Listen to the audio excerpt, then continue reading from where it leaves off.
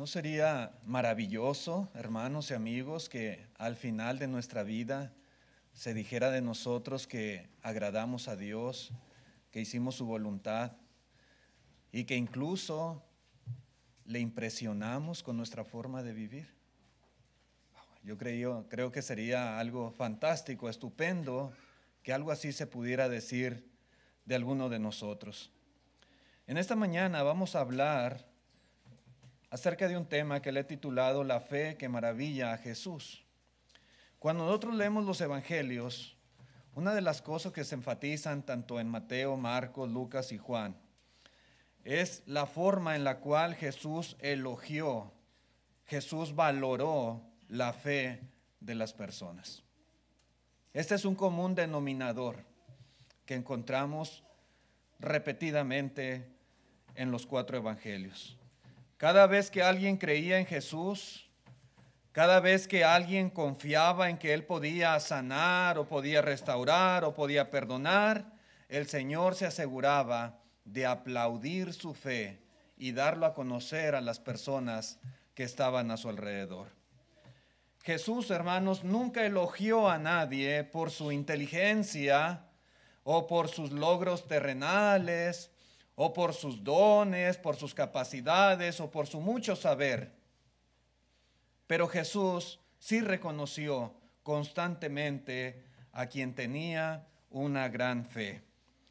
Y lo sorprendente, hermanos, es que a menudo estas personas no son las que uno esperaría.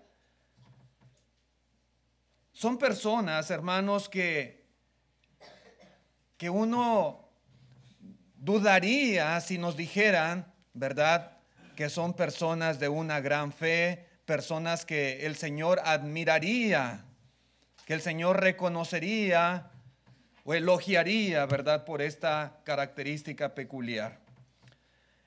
Y este es el caso del hombre del cual vamos a hablar en esta mañana. Un hombre que maravilló al Señor Jesucristo con su gran fe. Vamos viendo lo que la palabra de Dios nos enseña. Y en Mateo capítulo 8, versículo 5, nos habla acerca de el ruego de un hombre bueno. Dice el versículo 5, entrando Jesús en Capernaum, vino a él un centurión rogándole y diciendo, Señor, mi criado está postrado en casa, paralítico, gravemente atormentado. Y Jesús le dijo, yo iré y lo sanaré. Este hombre del cual habla la Escritura, dice aquí la palabra de Dios que era un centurión. Un centurión. Y los centuriones eran la columna vertebral del ejército romano. En una legión de soldados había, hermanos, 6,000 soldados. Y la legión se dividía en 60 centurias, cada una con 100 soldados al mando de un centurión. Y este hombre era uno de esos centuriones que conformaban el ejército de Roma. Así que este hombre que hace este ruego al Señor Jesucristo era un gentil romano con una posición social y económica importante y acostumbrado también a hacer valer su posición de autoridad. Sin embargo, por lo que nos relata la Escritura, debajo de esa imagen, de esa presencia fuerte y de ese uniforme militar, había un corazón bueno y noble. ¿Cómo podemos saber esto? Bueno, lo podemos ver en la preocupación que este centurión tenía por su siervo.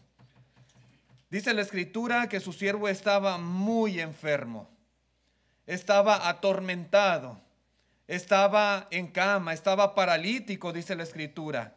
Y este centurión estaba dispuesto a hacer cualquier cosa que fuera necesario para poder ayudar a su siervo. Esto no cualquiera. Esto no era común en aquellos tiempos. Esta actitud que tiene este centurión romano es muy diferente a la de los amos en aquella época. En el Imperio Romano los siervos no tenían importancia.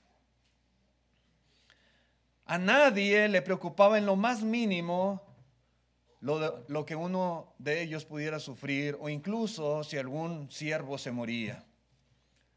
Eso era muy común en aquella cultura.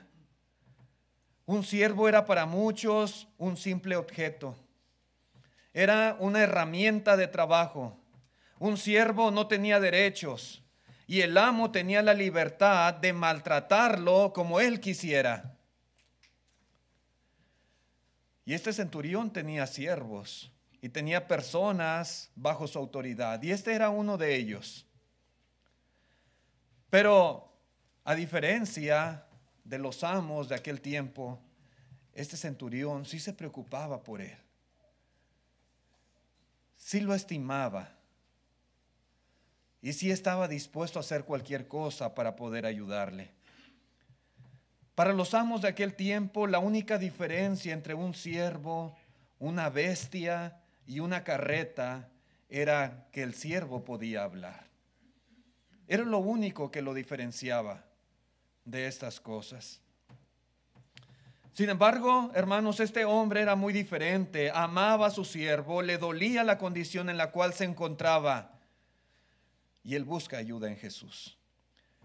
Lucas describe lo siguiente. Lucas capítulo 7, versículo 1 y 2.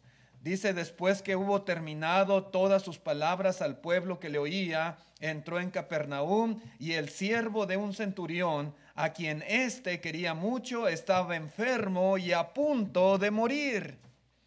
Dos cosas importantes que dice aquí. La condición del siervo. Estaba tan enfermo, dice Lucas el médico, que ya estaba para morir. Ya estaba agonizando, ya estaba en sus últimos momentos de vida. Pero también dice algo muy interesante, que el centurión lo quería mucho. Esto no era normal. Por eso decimos que este hombre cuando ruega a Jesús por su siervo, de alguna manera demuestra lo que había en su corazón. Era bueno, era noble, era generoso. Podemos decir que este centurión romano estuvo dispuesto a servir a su siervo. Ese siervo tal vez mucho tiempo le sirvió a él. Ahora él quería servirle. Y lo hizo acudiendo a quien él sabía, a quien era el único que podía hacer algo por él, a Jesús, el Hijo de Dios. Lucas, hermanos, en el contexto revela que él se dirigió a Jesús a través de unos ancianos judíos. No lo hizo personalmente, sino que envió a estos hombres para que hablasen con Jesús. Es lo que nos revela Lucas. Pero de la misma manera, el centurión está rogando al Señor Jesucristo que ayude a su siervo. La respuesta del Señor fue: yo iré y lo sanaré.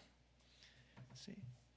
Jesús, hermanos, estuvo dispuesto a ir a la casa de este hombre. Por lo general, cuando un milagro era hecho, se hacía de esta manera. Así lo hizo Jesús muchas veces. Así lo hicieron sus apóstoles después. También los profetas en el Antiguo Testamento podemos encontrar que los que llegaron a hacer milagros también lo hicieron así, de una forma personal. La curación en este caso se realizaba en persona, y Jesús estaba dispuesto a ir hasta la casa de este hombre para personalmente curar a su siervo. Pero al leer, hermanos, lo que dice la Escritura, nos damos cuenta de que este centurión responde de una manera muy sorprendente a lo que el Señor está diciendo aquí, de que sí, yo voy a ir a su casa y lo sanaré. Dice el versículo 8, dice: respondió el centurión y dijo: Señor, no soy digno de que entres bajo mi techo, solamente di la palabra y mi criado sanará. Porque yo también soy hombre bajo autoridad y tengo bajo mis órdenes soldados. Y digo a este, ve y va, y al otro, ven y viene, y a mi siervo haz esto y lo hace. Dice aquí algo muy importante. En primer lugar, no soy digno de que entres bajo mi techo. Podemos ver una actitud humilde también de este hombre, de este centurión, de este romano. No soy digno de que entres bajo mi techo. Y es que, hermanos, en la tradición judía se sostenía, se enseñaba, se decía que la persona que entrara a casa de un gentil automáticamente era ceremonialmente impura. Impura. Entonces el centurión, familiarizado con esta ley, se sintió indigno de hacer que Jesús sufriera semejante inconveniente por su causa. No quiso hacerlo pasar por esto, aun cuando el Señor había dicho, yo iré. Para el Señor, hermanos, la tradición de los ancianos judíos no era ley de Dios. Así que al Señor no le afectaba ir a la casa del centurión romano, entrar bajo su techo y sanar a su siervo. Pero este hombre dice, Señor, no soy digno. No te quiero hacer pasar por esto. Y no es necesario, Señor, que entres a mi casa. Él tenía suficiente fe para creer que Jesús podía sanar a su siervo, aún sin estar ahí dentro de su hogar. Hasta este momento, hermanos, no se nos revela en la Escritura que Jesús hubiese curado a alguien a la distancia. No vemos un ejemplo anterior donde al menos no se revela que el centurión pudiera decir, pues así lo hizo con aquel, que lo haga conmigo de la misma manera. No. Pero esto no fue impedimento para que el centurión creyese en el Señor Jesucristo.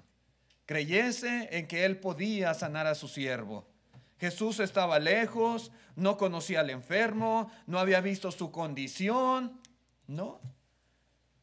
Pero nada de esto dio al centurión ningún motivo de dudas.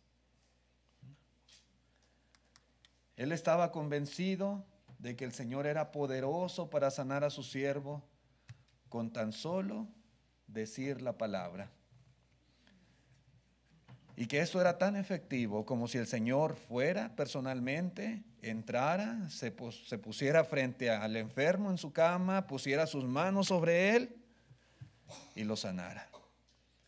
Era igualmente efectivo.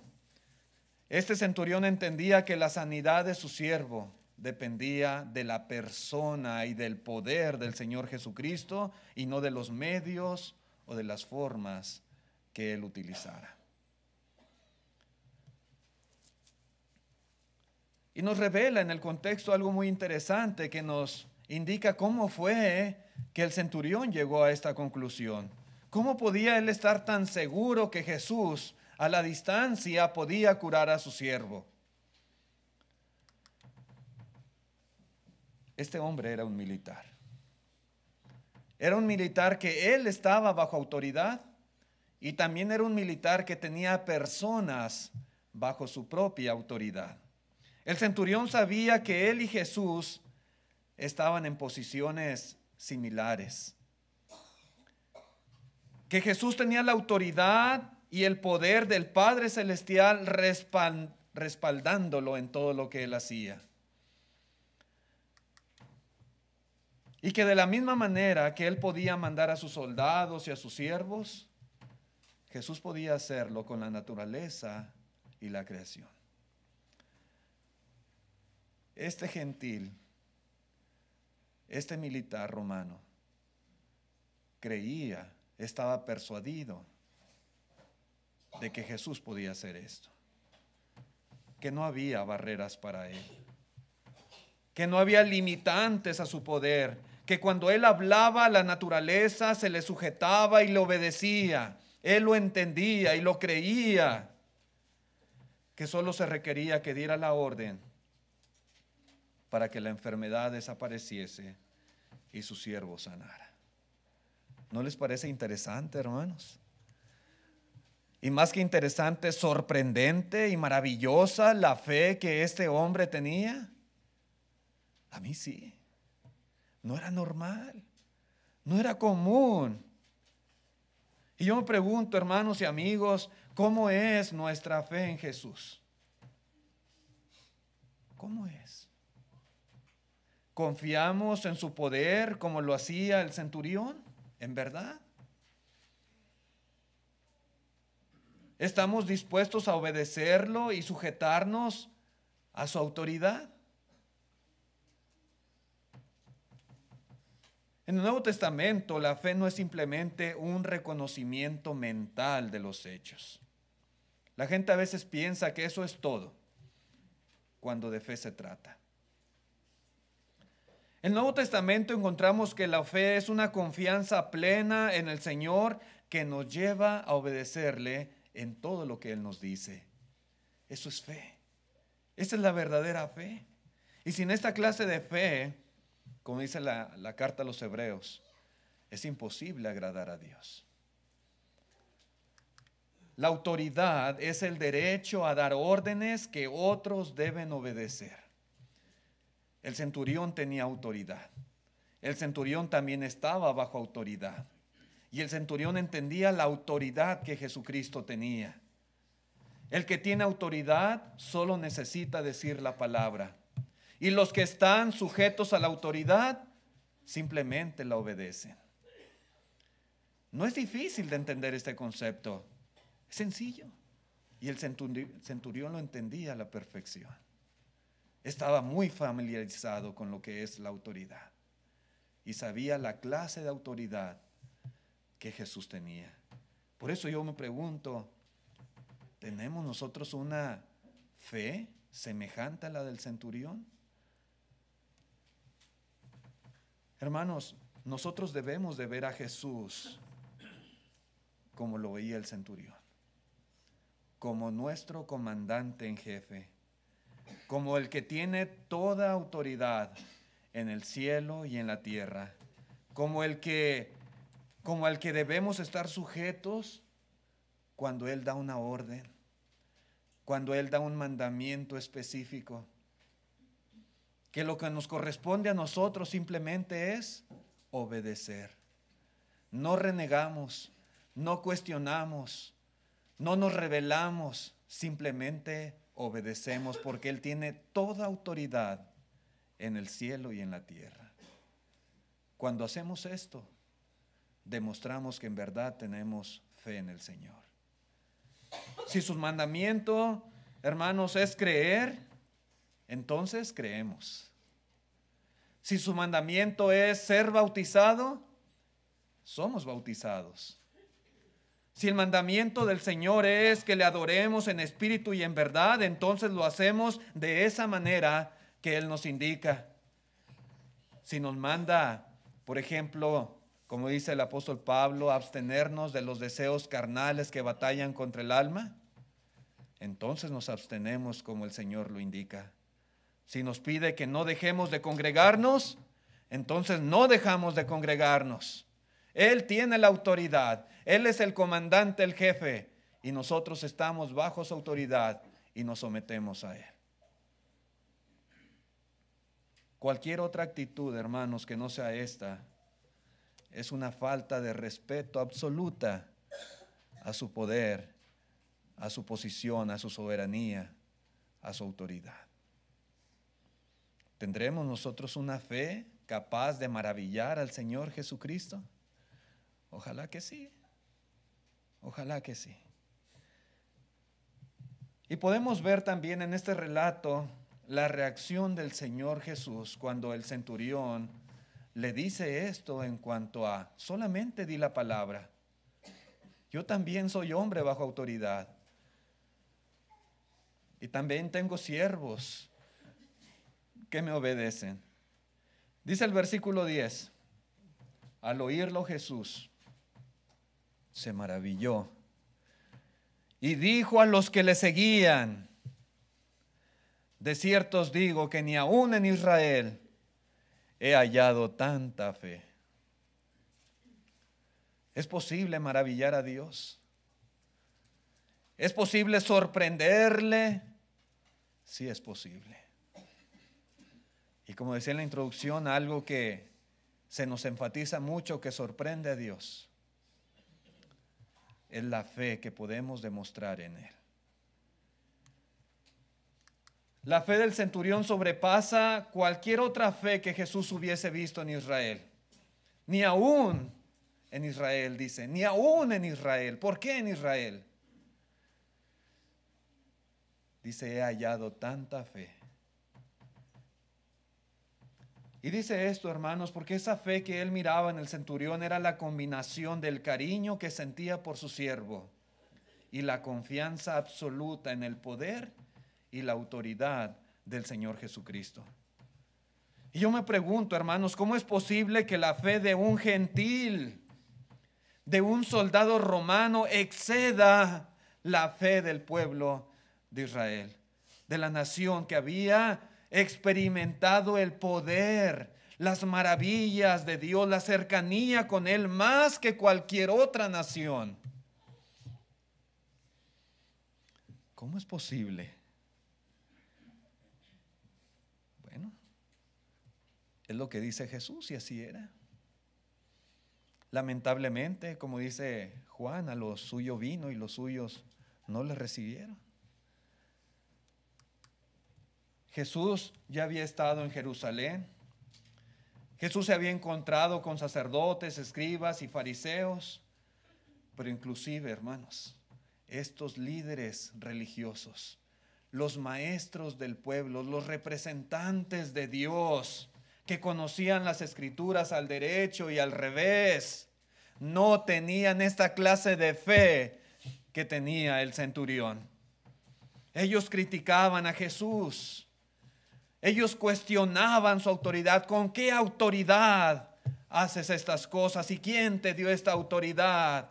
Aún atribuyeron algunos de sus milagros a Beelzebú, el príncipe de los demonios. Fueron incrédulos, obstinados.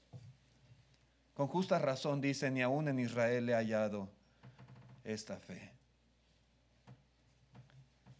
Estos hombres, hermanos, se sentían seguros porque confiaban en su religiosidad.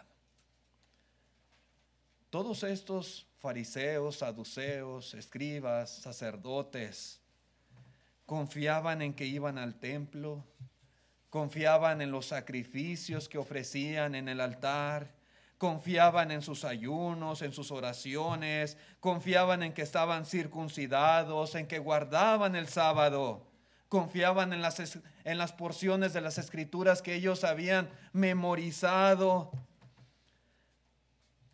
Pero aunque todo esto era bueno, había un gran problema en ellos. No tenían fe en Jesús. No creían en Él. Le rechazaban, no aceptaban su enseñanza, no creían en su poder, en sus obras maravillosas, aun cuando fueron testigos una y otra y otra y otra vez de los muchos milagros que hizo y cómo todas las escrituras se cumplieron al pie de la letra en Jesús, y aún así no creyeron en Él. Nunca confiaron en su palabra, en su testimonio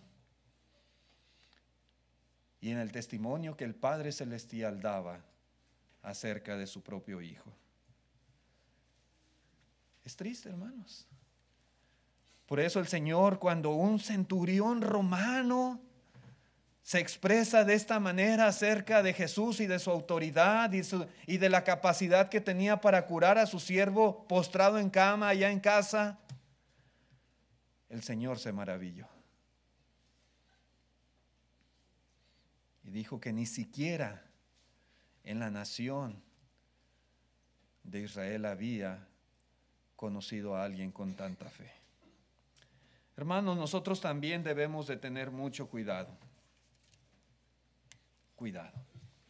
Porque aunque nosotros también hoy en día somos el pueblo de Dios, aunque nos reunimos cada primer día de la semana para adorarle como lo estamos haciendo en este día, aunque nos esforzamos por guardar sus mandamientos, por estudiar las escrituras, nunca debemos de perder la frescura de nuestra fe. Sí, hermanos, la frescura de nuestra fe. Guarde esta frase en su corazón. Es cierto, hermanos, que aquí estamos, ¿verdad? Semana tras semana, y que a veces tratamos de una manera minuciosa analizar las escrituras para que no se nos pase ningún detallito de lo que debemos de guardar. Pero que no se convierta nuestra vida en Cristo Jesús en una vida mecánica, meticulosa nada más. En una vida, hermanos, en la cual se pierde esa frescura de nuestra fe, de nuestra confianza en Jesús y en su poder. Nunca, hermanos, debemos dejar de impresionarnos y de maravillarnos en el poder de nuestro Señor Jesucristo.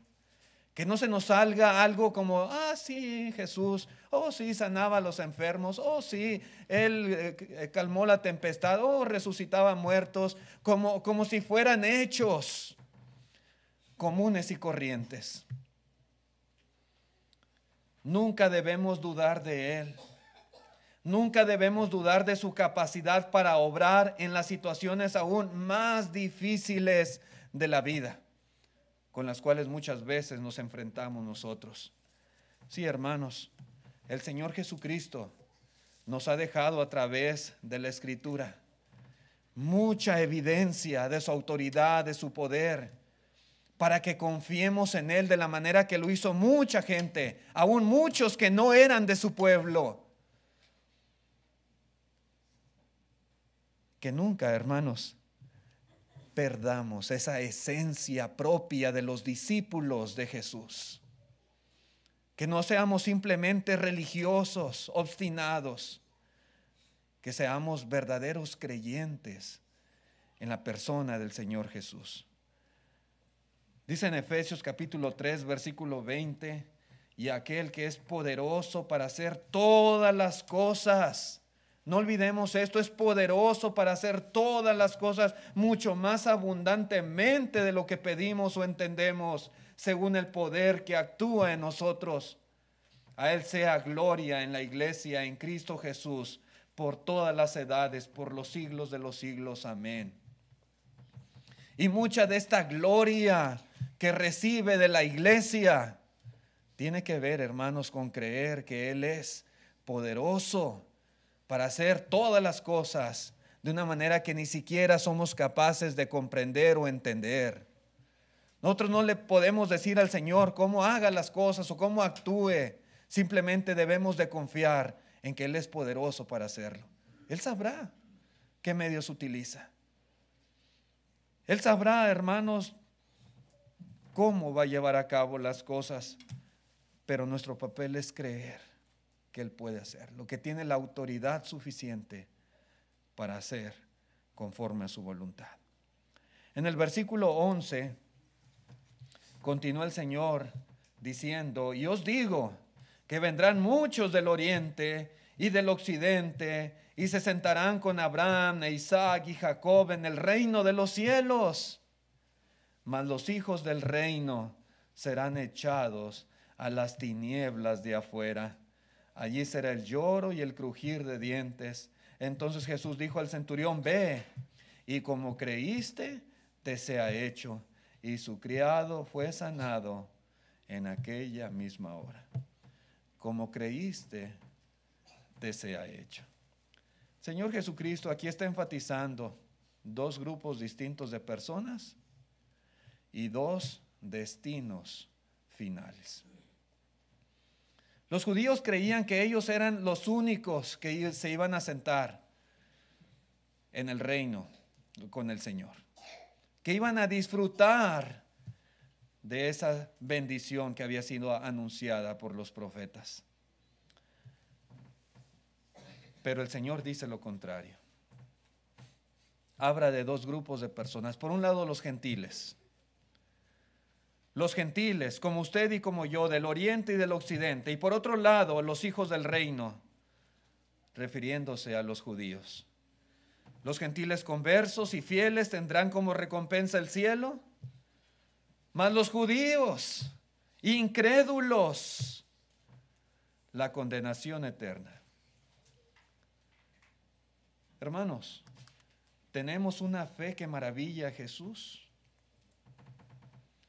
Esto solamente será posible, solamente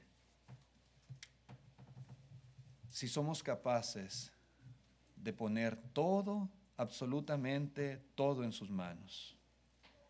Más que una fe académica, necesitamos una fe que se traduzca en una confianza plena en su poder y en su autoridad, hasta que pongamos todo en sus manos, nuestros pecados, nuestras pruebas, nuestras debilidades, nuestras cargas, nuestros desafíos, etcétera. No habremos experimentado esa clase de fe. Hermanos, todo lo que vivamos, todo lo que estemos pasando, todo lo que experimentemos, por difícil que sea, debemos aprender a ponerlo en sus manos, como lo hizo el centurión. Esta es la clase de fe que el Señor quiere, una dependencia absoluta a Él, a su autoridad, a su poder. Por otro lado, hermanos, nunca debemos perder la capacidad de admiración en el poder de nuestro Señor. Quien no se sienta grandemente impresionado en Cristo, en sus cuidados, en su providencia, en sus bendiciones, en su amor, en su salvación. A quien no le impresionen estas cosas, no ha experimentado esta clase de fe que tenía el centurión romano. Sí, hermanos. Siempre tenemos que estar recordando, reconociendo y ensalzando a Dios, alabándole, expresándole cuán poderoso y digno es el Señor Jesucristo de nuestra adoración, de nuestra fe. Él es digno por las cosas maravillosas que Él ha hecho a través de la historia, las cosas maravillosas que registra la Escritura y las cosas maravillosas que día tras día hace en nuestra vida. Y necesitamos expresarlo para que podamos tener esa frescura en nuestro corazón en cuanto a nuestra fe en el Señor. Decírselo constantemente: Señor, yo te alabo por esto y por esto y por esto y por esto otro. Te adoro, Señor, y te reconozco lo que tú eres. Sí, hermanos, esta clase de fe es muy importante. Y dice aquí, hermanos, la Escritura que la fe del centurión fue recompensada y en aquella misma hora su siervo fue sanado. Dijo el Señor Jesucristo: hágase conforme a tu fe. Y la fe del centurión era lo suficientemente grande para que su siervo fuese curado en aquel instante. No tuvo que ir a su casa el Señor. Simplemente dijo la palabra conforme había pedido aquel centurión romano. Querido amigo que nos visita, el Señor Jesucristo no necesita bajar del cielo para tocarle personalmente y para sanar su vida. Él ya ha dicho la palabra, ya lo ha dicho, pero falta que esto sea complementado con la fe de usted. La salvación de su alma será conforme a la fe que usted tenga. Usted necesita la fe suficiente para poder confesarle delante de todos. Necesita la fe suficiente para decir: hermanos, yo quiero ser bautizado. Yo quiero que el Señor perdone mis pecados. Usted necesita la fe suficiente para vivir el resto de sus días conforme a la voluntad del Señor. Él ha dicho la palabra. Y la palabra la tenemos escrita en la Biblia. Y Él ha dicho, el que creyere y fuere bautizado será salvo. Ya lo dijo, pero falta que usted tenga la fe suficiente para sujetarse a su autoridad y obedecer en lo que Él ha indicado. Y pueda recibir el beneficio de su muerte, de su sacrificio, el lavamiento espiritual, el perdón de pecados. Y de esta manera tener la esperanza de un día estar en el cielo con Él. En esta mañana hay amigos que nos visitan, amigos que no han obedecido el Evangelio. Demuestre que tiene una fe lo suficientemente grande para que el Señor se complazca en ella y se maraville de ella. ¿Hay alguien en esta hora que quiera venir a Cristo? ¿Hay algún amigo visitante que quiera ser bautizado? Piénselo, medítelo mientras cantamos el himno que nuestro hermano Portillo va a dirigir, y después del himno, si hay alguien, puede indicarlo levantando su mano. Gracias a todos por su atención, que Dios les bendiga. Himno número 45.